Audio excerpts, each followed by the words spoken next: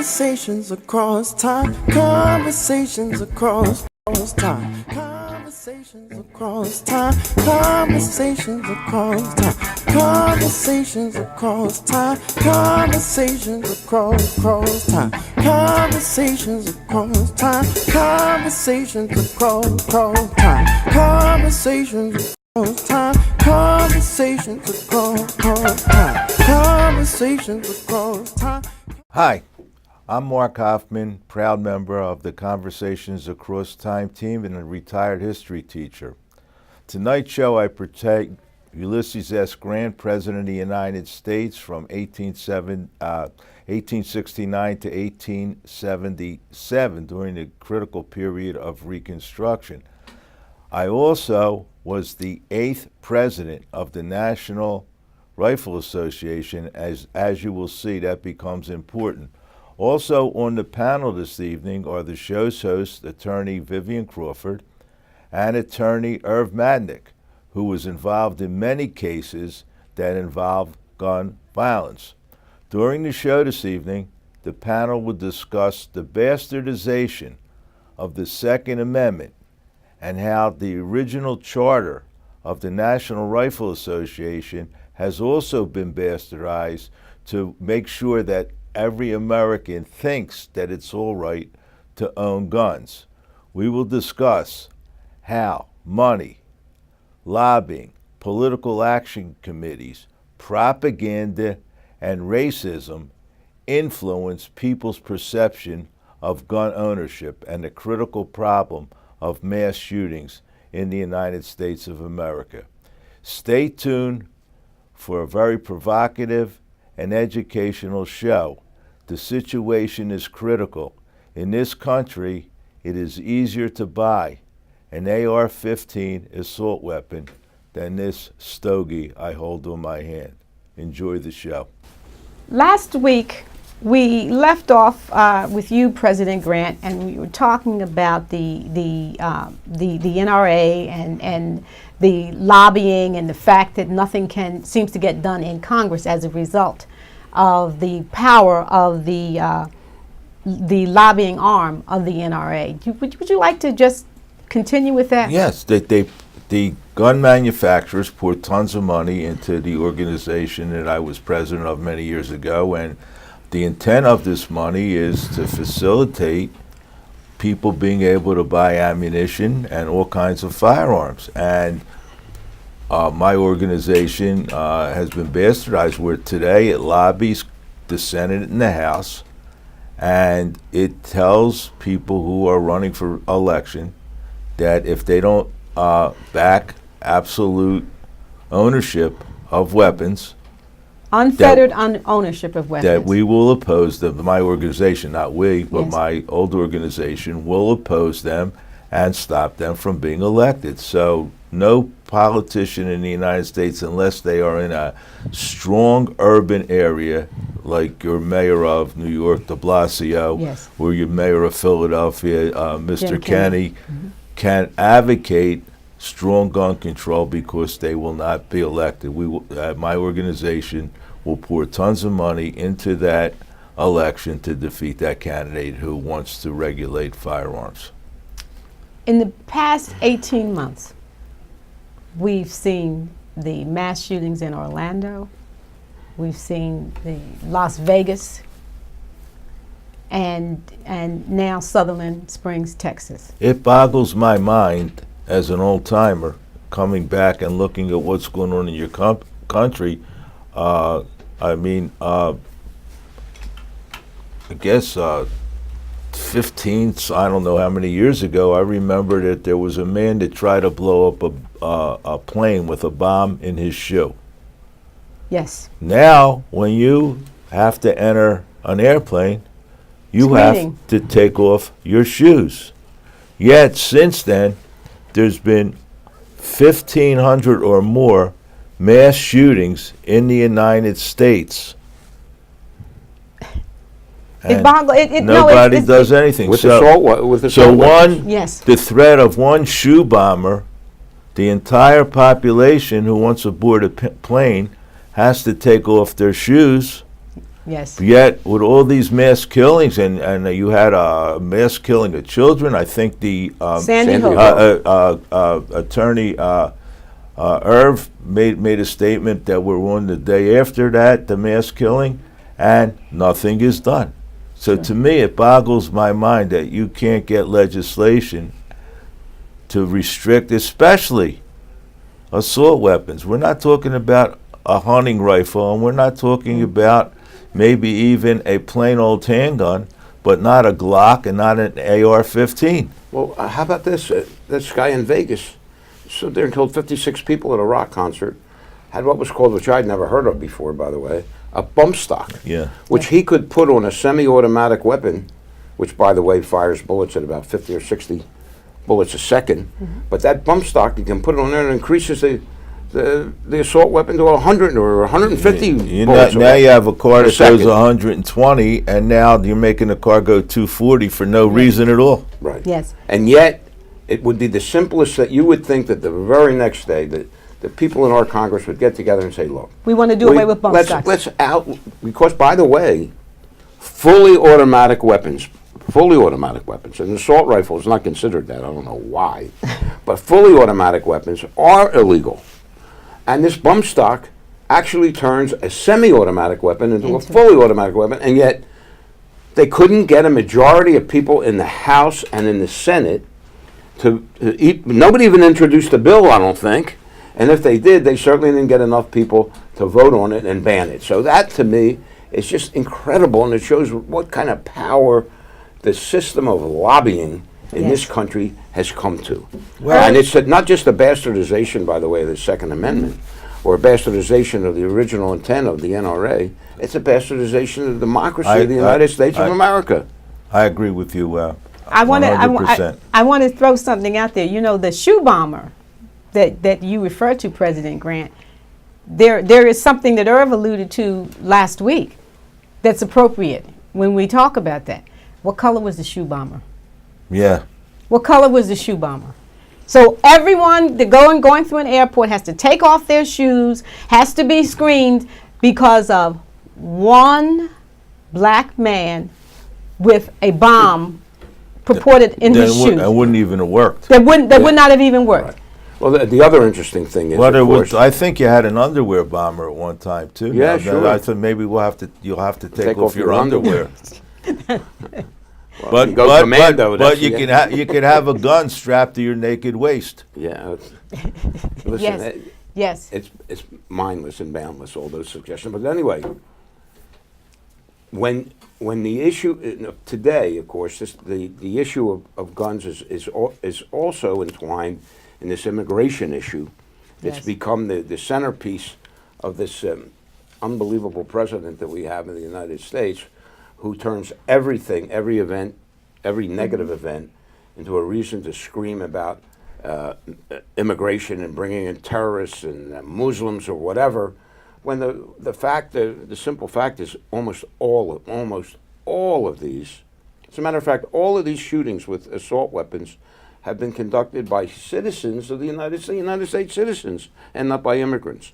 And yet he uses this to stoke fear in his base, whatever that is, wherever those people come from, to foster his goal of limiting immigration, which really has absolutely nothing to do with these things. But he calls it a mental health problem, an immigration problem, and refuses to discuss the real problem, which is an assault weapon problem, and a weapons problem. That's what it really is. And after they killed all those kids in the school, and they killed all these people in a church. This is not the first church, by the way. That's right. There was another church in the South where somebody Charleston. went in, a Yes. citizen of the United States. Yes. Was racially motivated. that was a black that's- church. But it was Yes. the same thing. It was an assault weapon. Where is the outcry from people who are supposed to be representing the people of this country to put up legislation that can Well- do away with it? That's something they can do away with, and they refuse to do it because of the money that's involved. And that's what has to be attacked in this But country. again, That's what has to be I changed. think we said at the last show, and again, my record on civil rights speaks for itself, but you can't understand the gun issue in this country without understanding racism. there was a terrorist attack in New York, and immediately the current man who occupies the office of the presidency demanded the death penalty. Yes. Yes. Now, when Send him to Of course, that's Gitmo. prejudicial. You know, coming from somebody on the legal side, I mean, anything like that is so prejudicial that it makes it almost impossible. Even though, listen, he should be treated harshly with the, you know, but course. he the never judicial he system. never But said that's so, he so didn't ask for the- prejudicial to. He didn't ask for the death penalty for the Las Vegas shooter, and he didn't ask for the death penalty so far with this current Well, shooter. the Las Vegas So- shooter killed himself. And- though, and so- this Well, I'm just saying. But he that- I didn't. know. He didn't use death penalty as a way that would deal with the problems. And you know, the shooter in Sutherland Springs was David David Patrick Kelly, and I posited, what if his name was Kareem? Abdul-Jabbar. Yes, yeah. That would have been something. Yeah, I mean, the president's reaction would have been decidedly different if Abdul had Yeah. been the one that was responsible for what happened in Sutherland, Texas. There's no question that this president is a divisive, racially motivated president who throws out dog whistle after dog whistle to all the members of the alt-right and all those people. Like, look what happened in Charlottesville. We said there's good people on both sides. I mean, just incredible things. I mean, from a leader, supposed leader of the people in this country. And by the way, I mean, it's fostered in all of this hatred, and that there's so many more racial incidents Yes. in this country. Not only against blacks, but against Jews as well. It's just incredible Well, what's going on. in And you can Charlottesville- point it right back to this movement, this Bannon-Trump movement, this so-called populist, jingoistic, nationalistic movement But- that but- appeals to who? I But mean, I can't it even imagine appeals these to the very people that belong to my old organization. Some And do. it appe- Yeah, you sure, know that they all do, they I'm sure. appeal. Now that there are people that belong to the NRA that are not bigots or racists or Yes. members of the alt-right. But And by the way, there's some people that were members of the NRA that once they became so politically involved, pulled away. And Bush Yes. was one of them, Yeah, by the way. right. President Bush was one, and he did that. He backed off of the NRA and gave up But- his membership. So But as long, I mean, we as a country cannot stand by and allow mass shootings of innocent people, children. I mean, I look back and I look at Sandy Hook, and you allow elementary school children to be slaughtered, and Congress won't do anything about it. Then the road to hell is paved with all those congressmen, man. They're going to be lying on that road, because how can you conscience the fact that a gunman had guns, multiple guns, and slaughtered innocent children in a school? President, the NRA's answer to that one was, Sandy Hook, well, what we ought to do is we ought to arm all of the teachers in the school and the administrators. I think the mean, gentleman that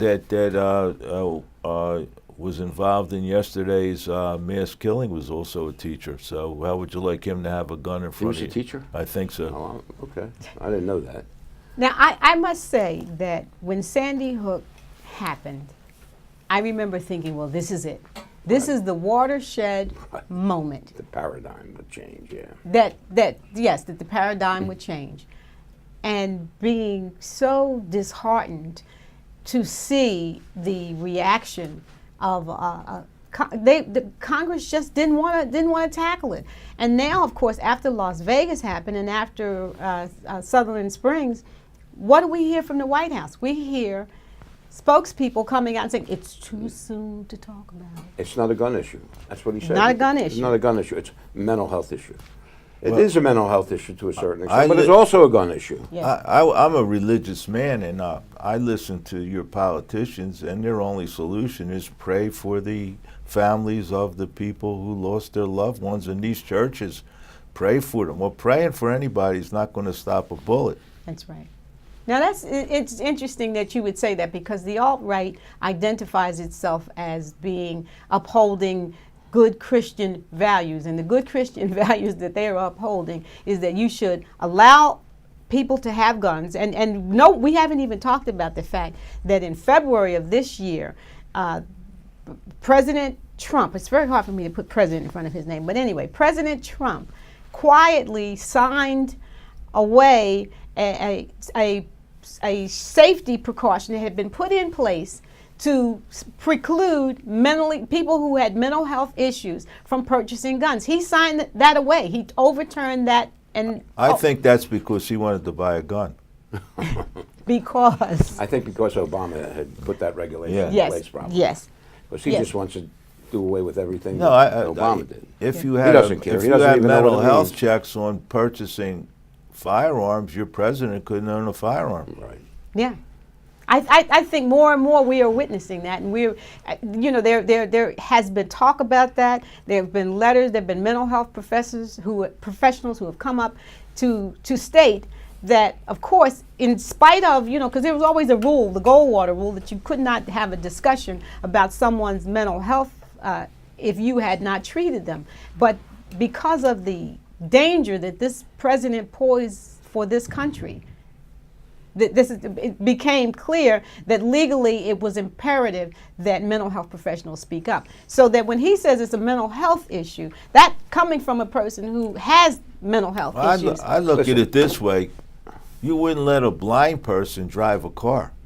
Exactly. So why would you let an insane person own a gun? Well, I don't think there's any issue in any right-minded persons who would say that that's not so. I mean, why would you allow somebody who's mentally ill to have a gun? It's an absolute, I think.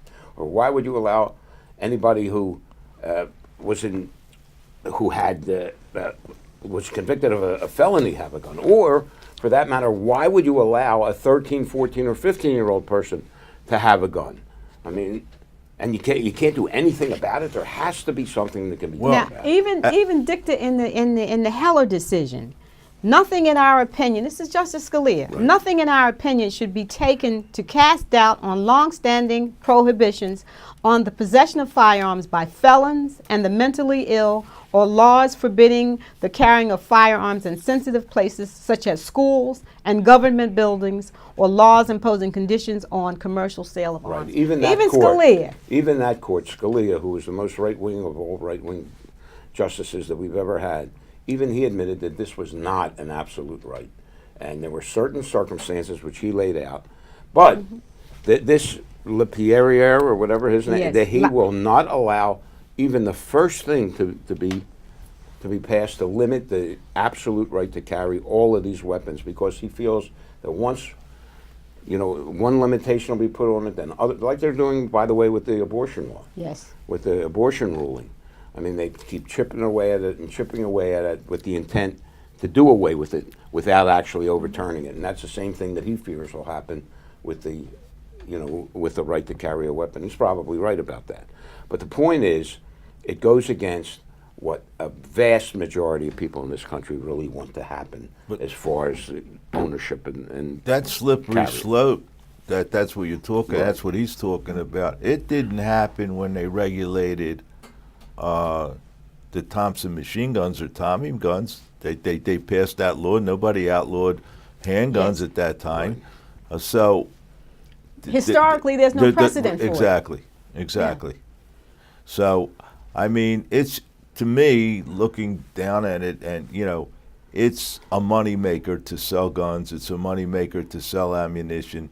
The more guns you sell, the more money the gun manufacturers and ammunition manufacturers make, and that's what it's all about. it's also a moneymaker for legislators who need that money to run the next time and that win. the organization gives them, and Sure. they can't win without it. But Right. the manufacturers, that's why that they even assault weapons. I mean, I don't know how profitable it is, but I'm sure selling assault weapons is a big business for these gun manufacturers.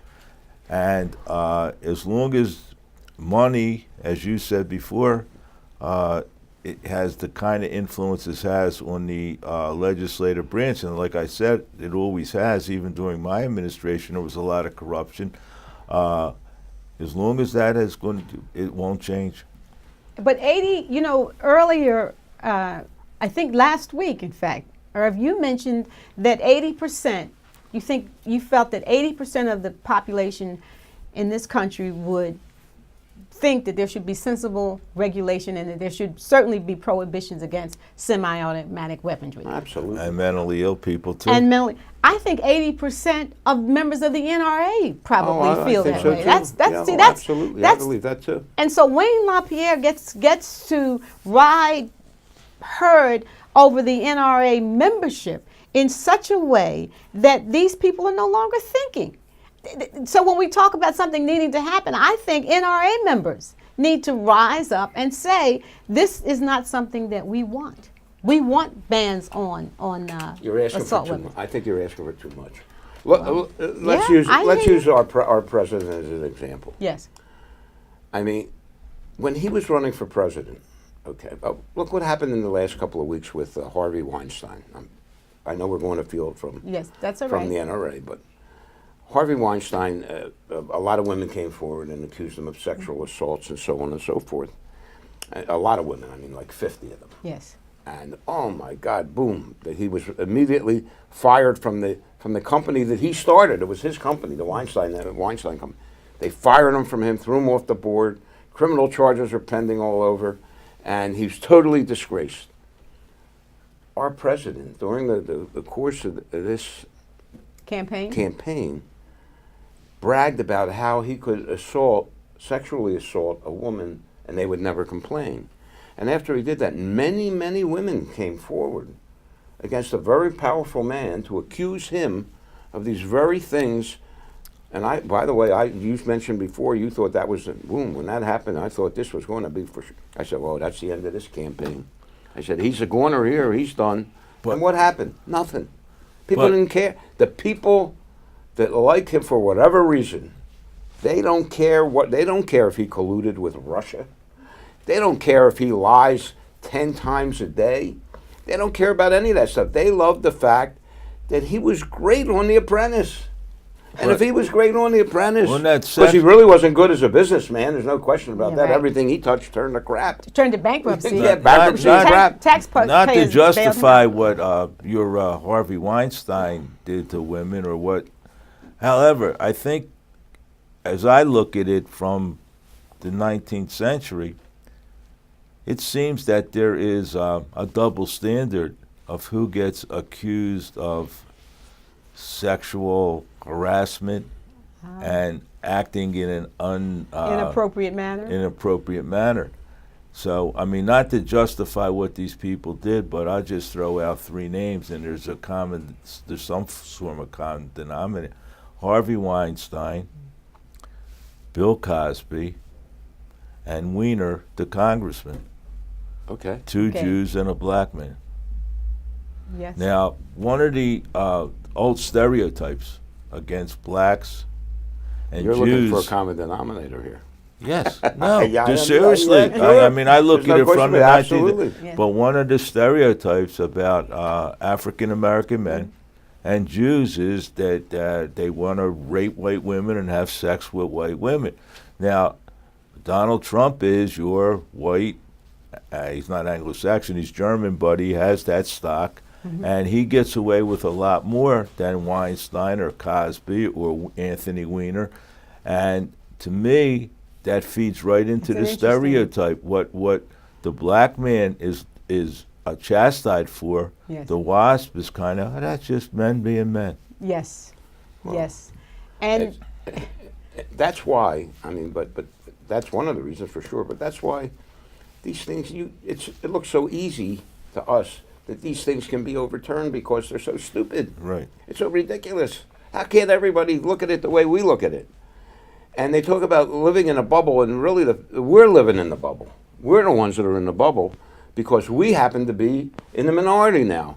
There's a president of the United States that goes against everything that a president of the United States would do. I mean, he tweets out these ridiculous lies. He attacks members of his own party.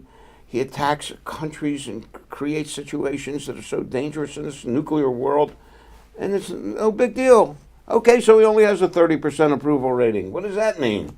It means that he's going to continue to do it, and nobody's willing to stand up. The people who can stand up against him, who are smart enough who and are- know that he's wrong, don't do it because their own interests are affected by it. But they are the same people that won't pass.